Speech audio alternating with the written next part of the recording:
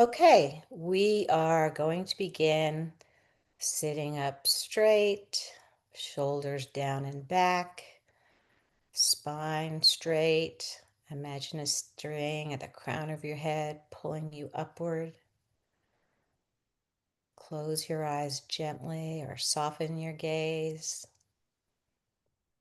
Let the tip of the tongue touch the roof of your mouth.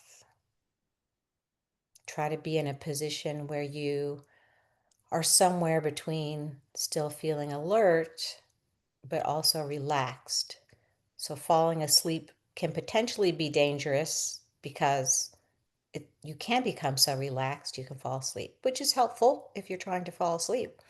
And it's useful to meditate at night for that reason. But I prefer you not to fall asleep and get to benefit from the whole meditation. Um, have your palms wherever it's comfortable, but let your palms face upward. And we're going to begin with just noticing where our breath is right now. Just let your body breathe as it feels like doing in this moment. And you're just observing what your breathing is like, what the inhale and exhale feels like, and noticing the pause between the in breath and out breath. If you're breathing more rapidly, it's more shallow, it's coming from your chest, or if it's deeper from your abdomen.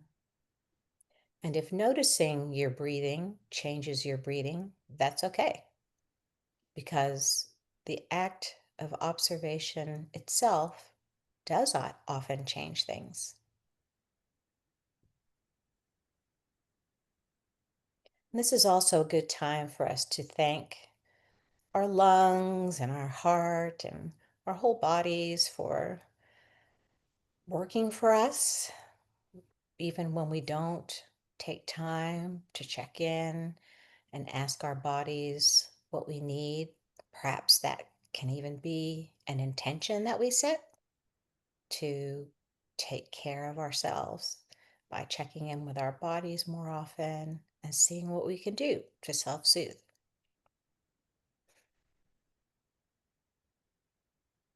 So now I would like you to start breathing a little more deeply, slowly, where you feel it in your belly rises.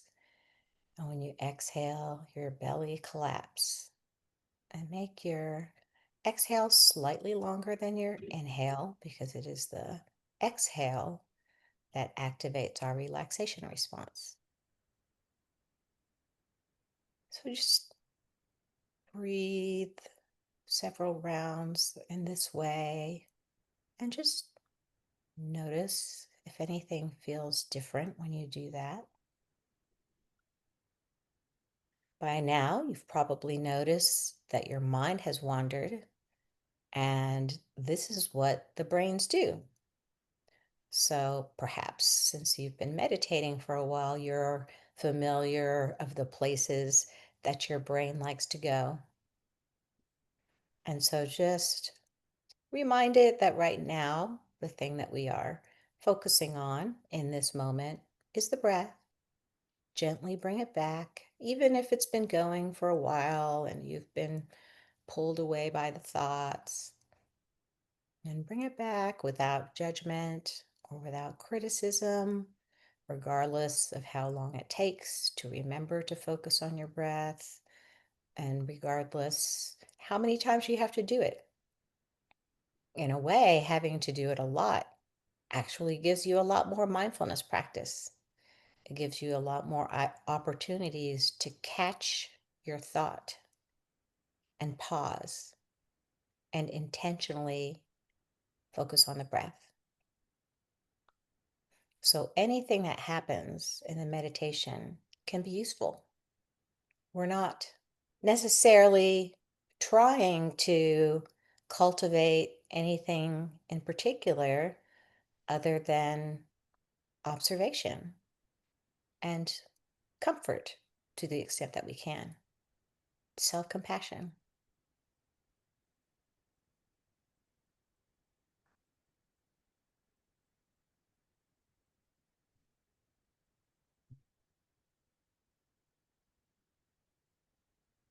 Maybe you notice as you breathe deeply and slowly that your whole body moves with your breath. Maybe not, but if you've watched babies breathe, they breathe with their entire bodies, when they're sleeping, when they're relaxed. And there is something soothing about that movement, just letting your whole body rock gently with each breath. That's actually why rocking is some way that people stim to self soothe.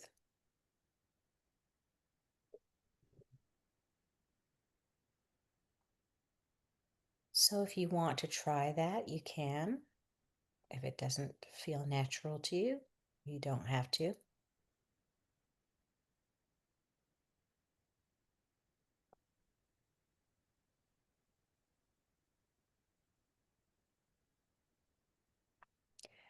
And then just take a quick moment to notice where your mind is and where your body is, your breathing from when we started. Keeping in mind that usually it takes about 30 minutes of meditating before we can really kind of quiet the monkey mind. That doesn't mean that 5 minutes won't help. Anything helps. 30 seconds helps. A minute helps. Anything that allows us to observe what's happening can be beneficial, but it's dose dependent, like exercise, where the more you do it and the longer you do it, the faster you see results.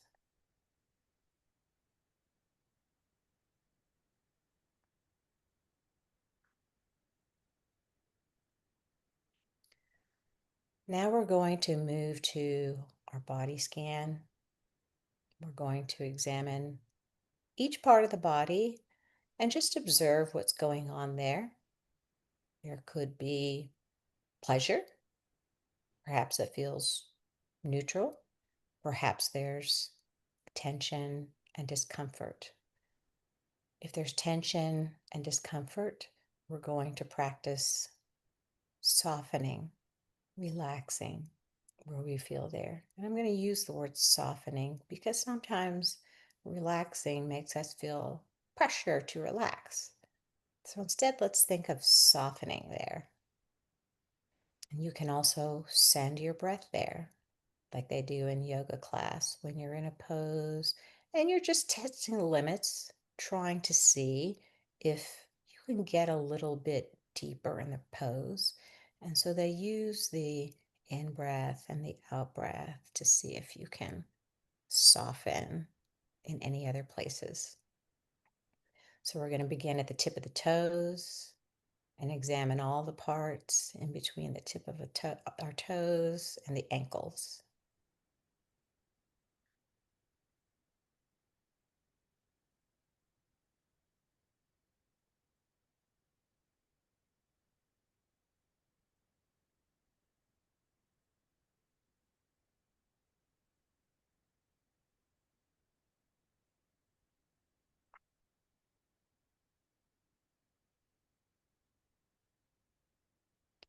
And then once you reach your ankles, taking your time, you can then move from your ankles to your knees and everything in between. Make sure you checking your shins, your calf muscles, your knee pits.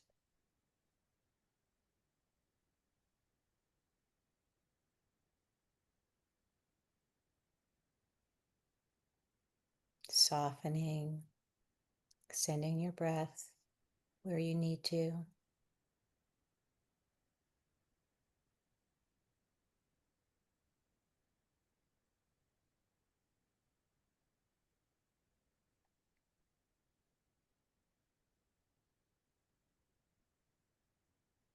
And then again, taking your time, if you're moving at your pace, when you're ready, start examining what your upper legs feel like, starting with your knees and all the way up the legs.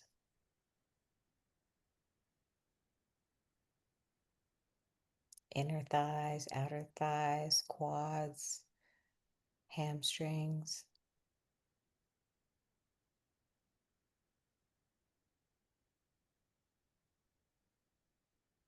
those tendons around your knees that can get injured.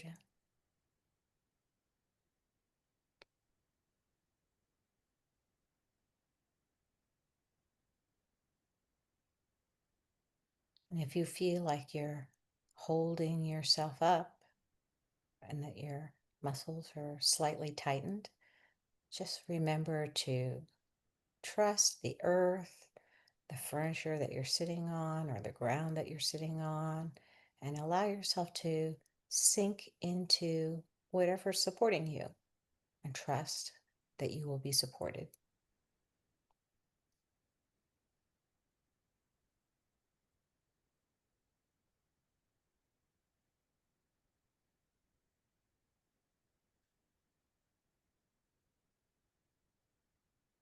And once you've reached your upper legs, we're then going to focus on our glutes and our pelvic area, our hips, our waist. Again, letting yourself sink into whatever is supporting you, softening where you can, sending your breath to help you soften, to allow whatever the discomfort is to run its course and flow.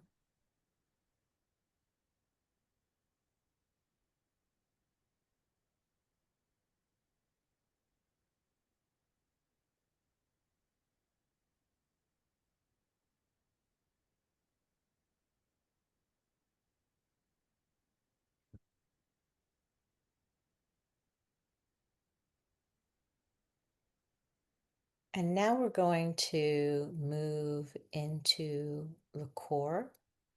And so we're going to begin with our lower back, which, and backs often have a lot of tension that's psychologically related. So noticing any sensations, but if there's tension or discomfort in your back, these are common places to have them. So moving slowly from your lower back all the way up to the back of your shoulders.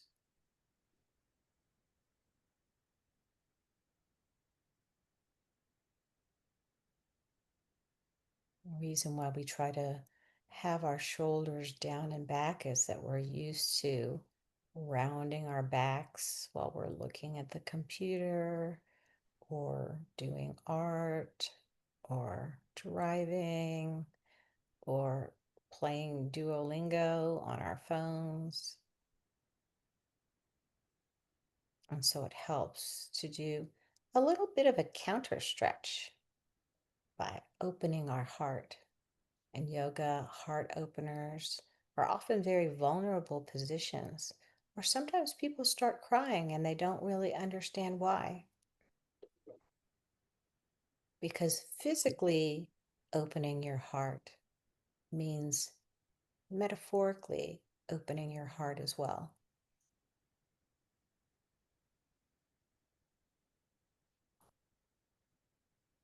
Similarly, we're going to include our neck and our shoulders in there too, because that's all a part of the stress and tension that comes from hunching over, which we spend probably most of our day doing. It can even be helpful to take a 30-second mindfulness pause and just lay your head back, open up your shoulders, Put your hand on your lower back, your thumbs into your lower back, and just give your back a little bit of a stretch. That was helpful to me when I was overworking during my hip replacement surgery and had a lot of back pain. Just remembering just to take a few seconds to do that.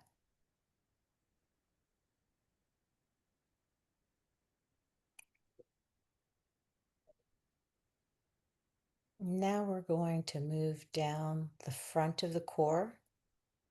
So, observing what's going on in our chest, in our ribs, in our belly, our sides too.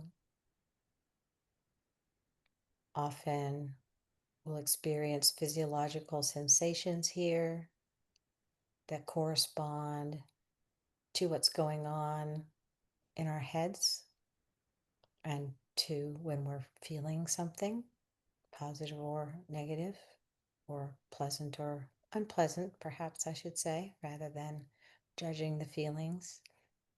Whenever you notice that you're spiraling, this is a good way to refocus your attention. Just the act of wondering what's going on in your body as your mind is spiraling and paying close attention and allowing that physiological sensation to release actually helps the spiraling to stop, at least for a little while. You may have to keep doing it, but that's why it's called practice.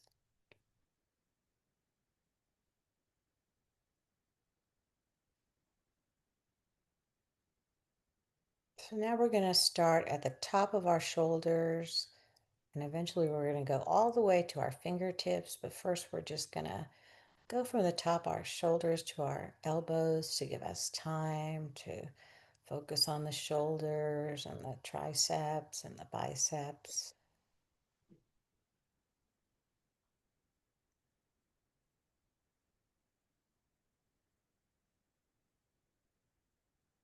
Maybe the elbows.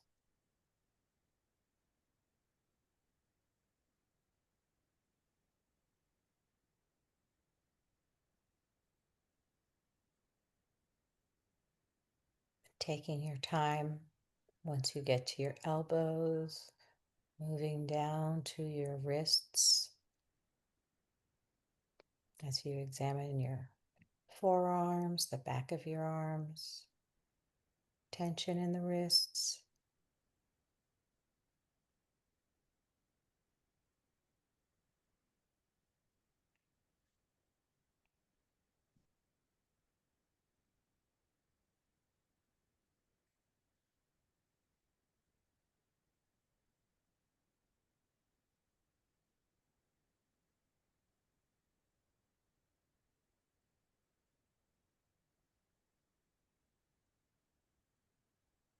And then once you get to your wrists, go ahead and examine your hands, the palms, the back of your hands, your fingers, all the way down to your fingertips.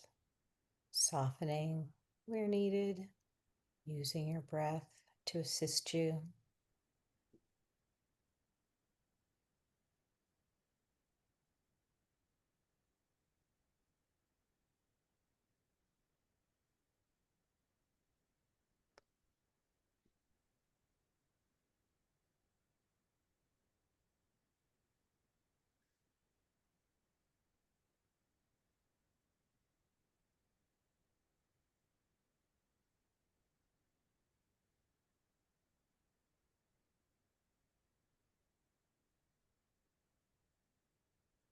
Now we're going to go ahead and start working on the head, beginning with the back of your head, just above your neck, moving slowly up the back of your head, the sides of your head, working up to the crown. If you have headaches or migraines, maybe you want to be curious about those places and examine them a little more closely. See what's going on there. Notice what happens when you pay close attention.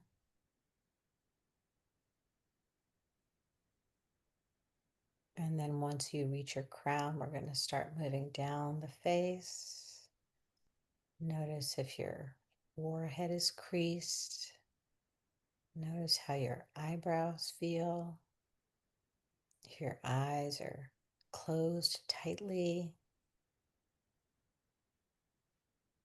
Notice if your jaw is relaxed or if you're clenching your jaw, clenching your teeth.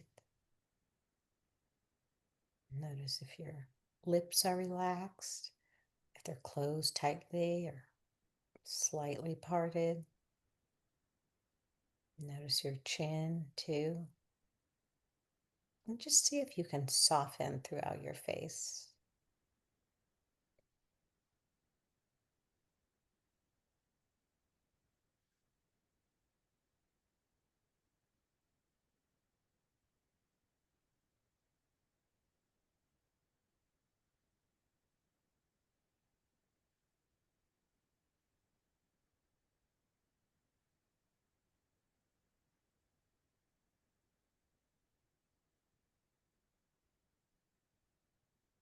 Now we're going to go ahead and do one more quick body scan, just checking in whether there are any remaining areas of tension or discomfort, and then softening and breathing into those spaces, seeing if you can get a little more comfort.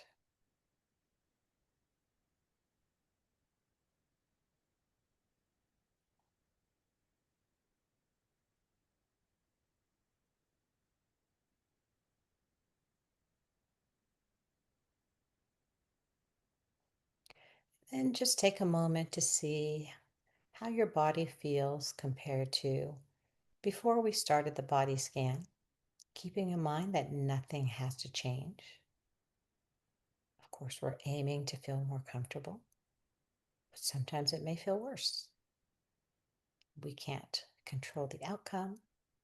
We're just practicing, observing what the truth is, what is there.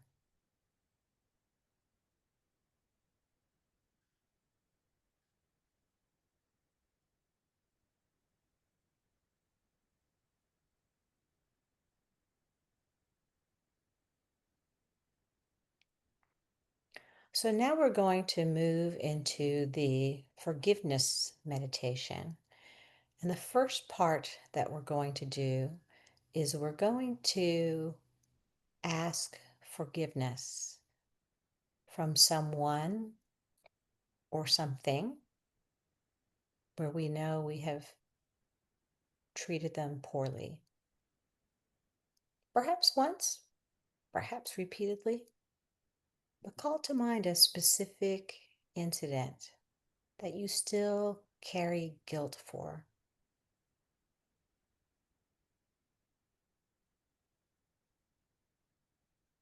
And imagine the person or thing, maybe a pet or a tree or something, and remember how that person feels, how they reacted. And then, in your own words, in your head, say to the person or thing that you're directing forgiveness to that you're sorry. And in a genuine apology, you want to include naming specifically what it is that you did and how what you did hurt the other sentient being, and a commitment to carry yourself differently in the future, even if you no longer have any contact with this being. So take a little bit of time and think about it and then give your apology.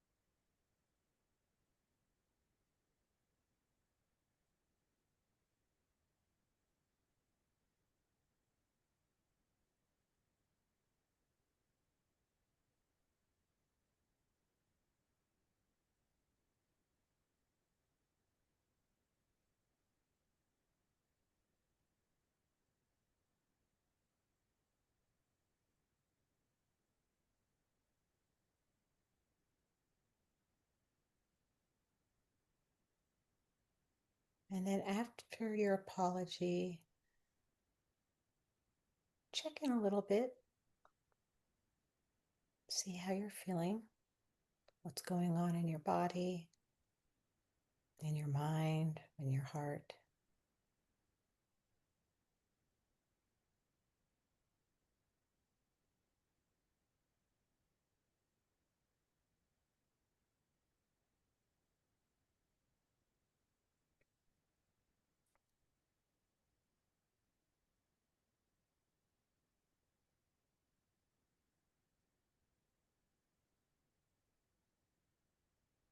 The next thing that we are going to do is we are going to forgive someone who has wronged us, perhaps wronged us and hurt us very badly.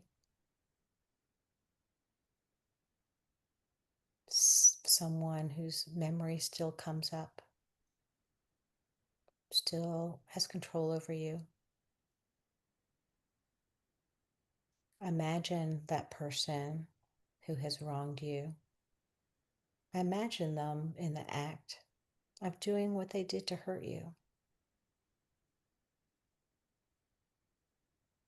And then, in your own words, tell them that you forgive them.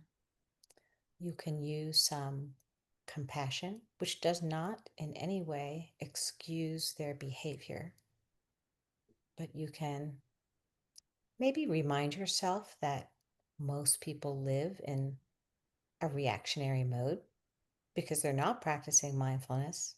So they actually really aren't in control of their behavior. This is the only way that you can live intentionally. And so most people are kind of constantly in fight, flight, freeze. And when you're in fight, flight, freeze, you don't actually choose how you respond because the amygdala is in the emotional part of the brain, which is actually below the thinking brain. And we just react the way we react. It's just our instinctive nature. And people have different instinctive natures. So perhaps that can help you as you try to cultivate forgiveness for this person. So work with saying in your own words, as though you were talking to this person, and how you forgive them and why you forgive them.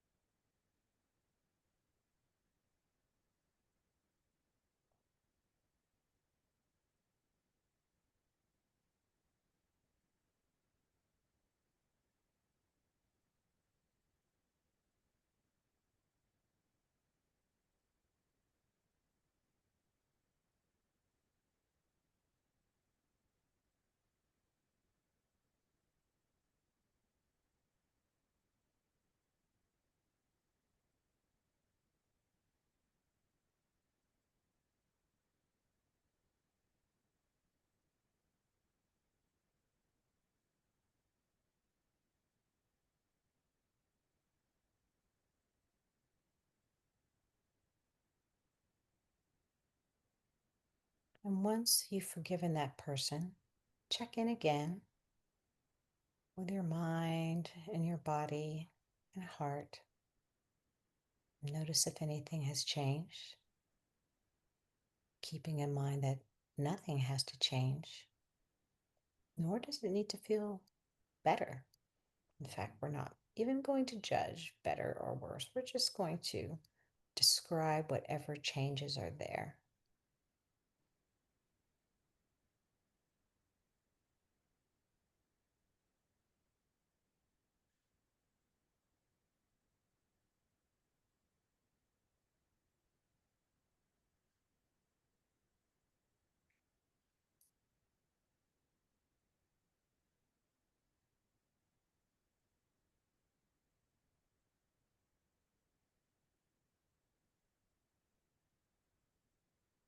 And now we're going to move to the hardest part, which is forgiving ourselves for something specific that we have done that has hurt someone or something else.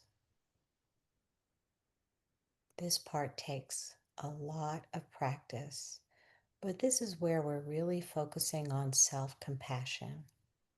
When you're practicing self-compassion, you remember that you are human, and simply by being human, you make mistakes throughout your life, the same ones over and over again, new ones, and we can forgive all of it.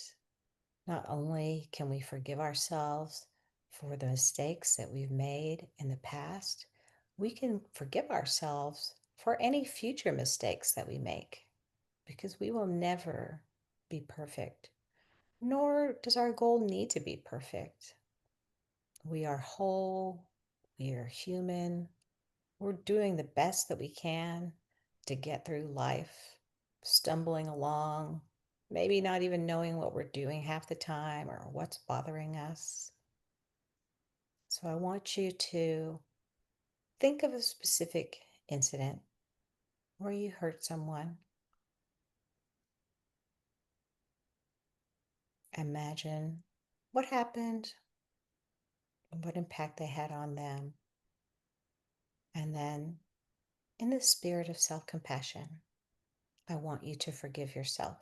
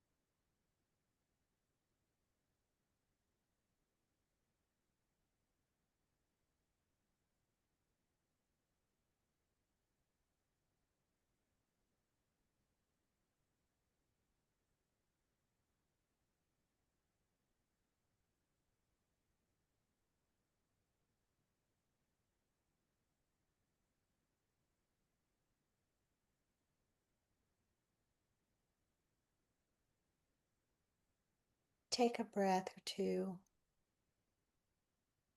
Do the same thing. Notice how your heart feels.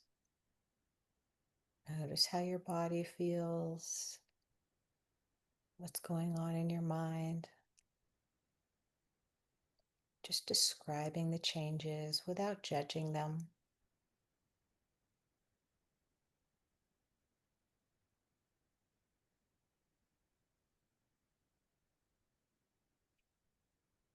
And then let's return to our breath,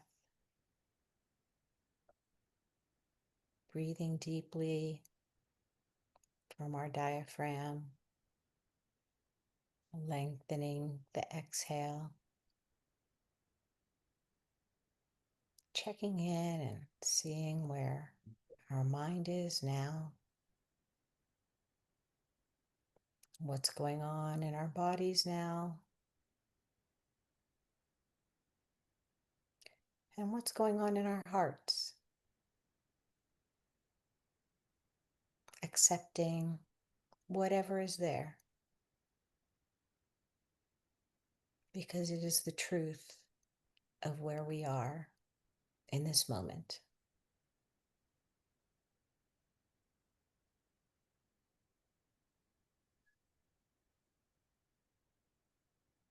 And when you're done, you can blink your eyes open and turn your attention back to the room.